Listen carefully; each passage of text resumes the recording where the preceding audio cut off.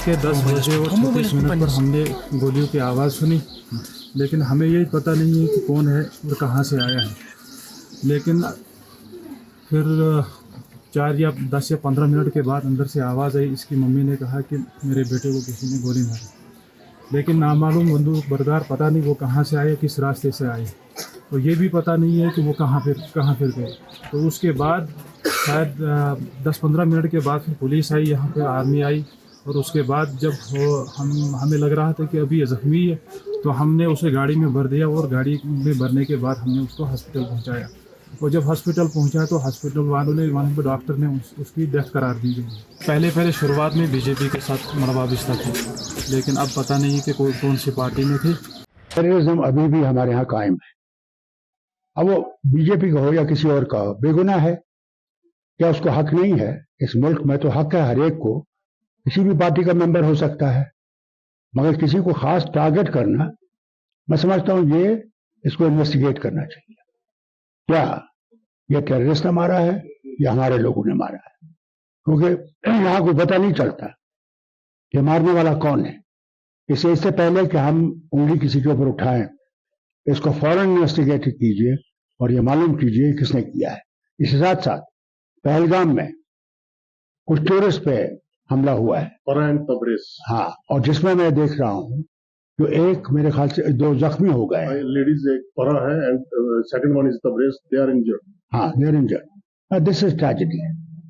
It is affecting our very, हमारे जो tourism industry है, इसको ये टारगेट कर रहे हैं, इसको खत्म करने की कोशिश कर रहे हैं। जो भी कर रहा है वो हमारे साथ इंसाफ नहीं कर रहा है। इसे मैंने कहा कल भी कि जब तक ये टेररिज्म बंद नहीं होगा, तब तक कोई बातचीत हमारे पड़ोसी से नहीं होगी, और पड़ोसी का इसमें कोऑपरेट करना पड़ेगा कि कौन है जो उनके जमीन से यहां आके हमारे बेगुनाहों को मार रहे हैं। ये बहुत जरूरी है, और मैं जरूर इंटरनेशनल प्रेशर में इन पर चाहता हूं लगाया जाए कि इन्वेस्टिगेशन एजेंसी बाहर की हो, तो इन्वेस्टिगेट करे कि ये क्यों हो रहा है और किस लिए हो रहा है, क्या और बेगुनाहों को क्यों मारा जा रहा है। एक दुखद घटना है,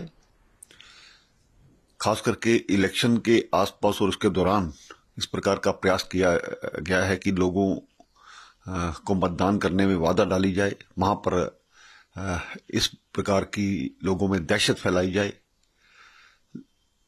और पाकिस्तान से आए हुए घुसपैठिए या उनके द्वारा प्रेरित लोग जो वहां पर भी आज आतंकवाद को हवा दे रहे हैं, काफी हद तक उनको सुरक्षा बलों ने मार गिराए, काफी तादाद उनकी घटी। लेकिन जब इस प्रकार की घटनाएं होती हैं तो स्वाभाविक बात है कि दुख होता है, और खास करके जानबूझ करके जो व्यक्ति किस पार्टी से जुड़ा है, क्या है उसका, तो उसी कारण से इस प्रकार की घटनाओं को अंजाम दिया जाता है। और मैं ये भी कहना चाहता हूं कि कुछ राजनीतिक पार्टियां जो बार बार पाकिस्तान की बात करती हैं, 370 दोबारा लाने की बात करती हैं, वहां पर कश्मीर में लोगों में असमंजस की स्थिति पैदा करने की बात कही है, वो भी कहीं ना कहीं कसूरवार है। इसके लिए ये मानना पड़ेगा।